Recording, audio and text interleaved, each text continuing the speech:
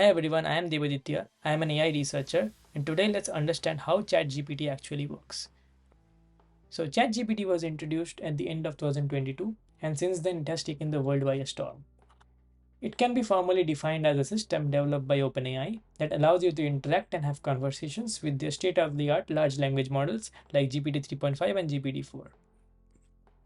So, let's take a technical deep dive and understand the GPT objective, the InstructGPT framework, and the architecture hacks behind GPT-4.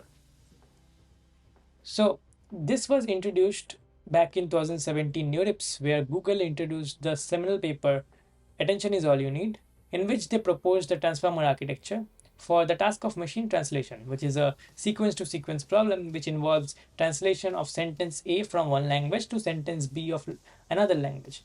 Due to the state of the art performance, this architecture was explored further and it became the foundation behind all sequence to sequence problems. And now it's also the foundation for these large language models like ChatGPT. So the transformer architecture works like this. It has an encoder and a decoder. So the encoder is responsible for learning meaningful representations from high dimensional input data. And this meaningful representation is taken by the decoder and then it generates coherent data which is required for the task. Now, OpenAI used this transformer architecture to develop GPT-1. GPT stands for Generative Pre-trained Transformer, and it uses only decoder blocks and no encoders because it requires only the decoding or generation capabilities. So they trained GPT-1 on this self-supervised objective of masked language modeling and showed this pre-trained model is able to perform really well on a wide array of downstream tasks. Let's understand what is masked language modeling. So you take an input sentence, you mask one token of the sentence, and you pass it to GPT. What GPT does, it generates probabilities for each and every word in its vocabulary. So vocabulary is the dictionary of all the words GPT is being trained on. And the highest probability word is selected using the loss and the backpropagation, which is usually used in training these models.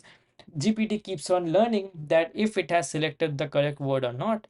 And when trained on such a large unlabeled corpus, this leads to an implicit understanding of language by this fill in the blanks kind of task.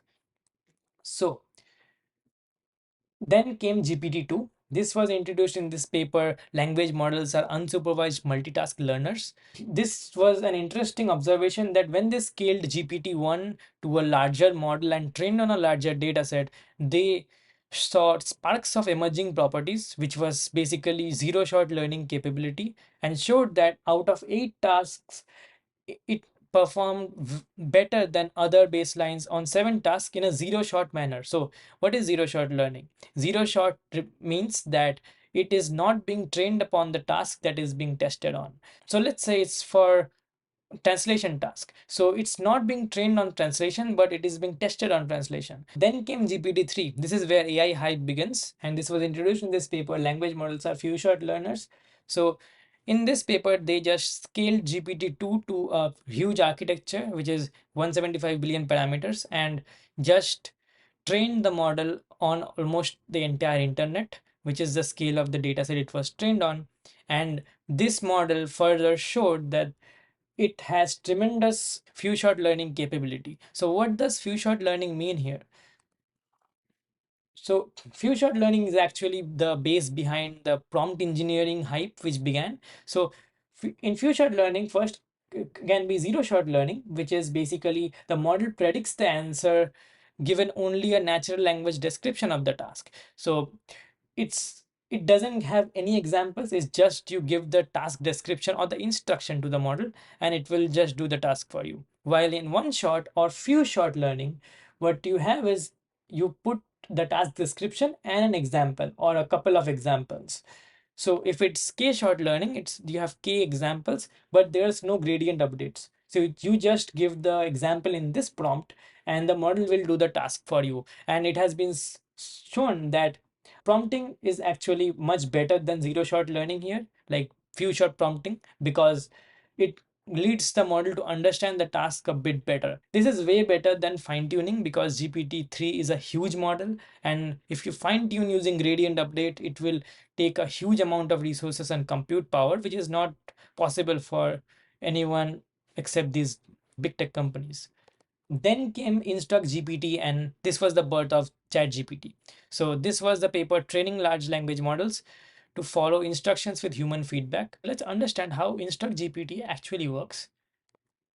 So in InstructGPT, what they do is they take the GPT-3 model and they pass it through a three-step process. In first step, they train GPT-3 in a supervised manner where they already have a huge data set of conversational prompts and plausible answers to those prompts, which is labeled by large amount of human labelers. And after supervised fine tuning, they train a reward model. So the supervised fine tuning was actually responsible for aligning the GPT-3 model with conversational capabilities because it wasn't necessarily trained on conversations during its pre-training objective.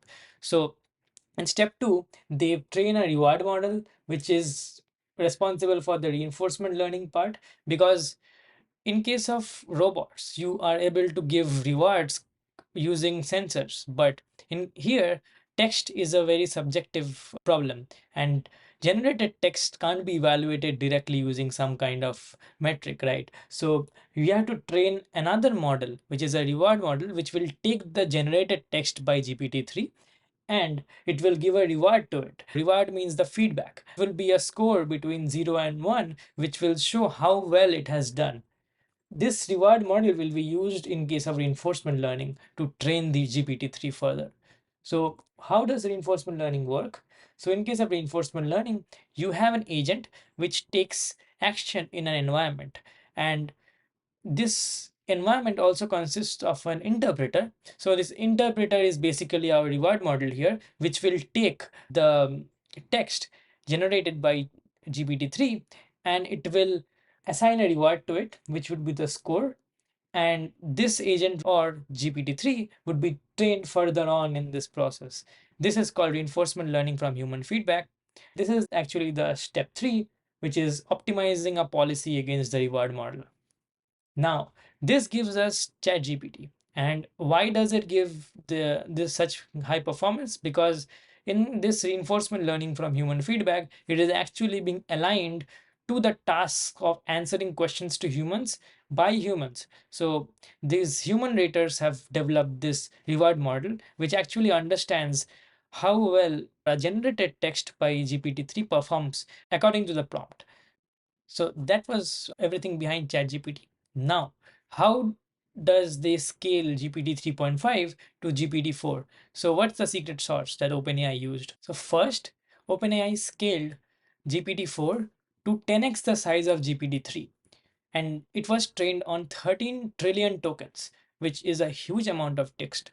And the third one is a quite important one. This is unlike any other GPT model. So this turns GPT-4 multimodal, which is basically it understands both vision as well as language now. So by multimodal, we mean that GPT-4 is able to understand these kind of inputs. For example, this user has given what is unusual about this image, and GPT-4 is able to coherently tell that what is actually the unusual part of this image, which is actually a tough one for language model to understand. The last one is actually the most important one, which is the mixture of experts architecture. This architecture has been used in a lot of language models recently, and this has been the secret sauce behind also Palm and other models. This actually allows you to train sparse transformers. So by sparse, what we mean is that not every neuron of this network is connected to every other neuron. So in case of traditional neural networks, these are dense connections. So every neuron is connected to every other neuron, while in sparse transformers, what they have is they have expertly routed tokens, which leads huge amount of improvement in case of computational overload. And this is the reason why these models have been able to be scaled to trillion parameters. So the mixture of experts architecture works like this. This is from the Google website where they demonstrated in one of their papers. So this is expert choice routing. Here they have two router tokens or router layers. So these router layers are responsible for routing, let's say, these tokens we like to play. So this is routed to one part of the network, which is one fully connected layer, while the other part of the sentence, soccer in the field, is routed to another part of the network, which is the second feed-forward network. So this way of expertly routing to different parts of the architecture is inspired from the human brain, and this leads to a huge amount of improvement in computational overload of these models and efficient processing as well. So this was all for GPT-4. Thanks for watching and stay tuned for the next video.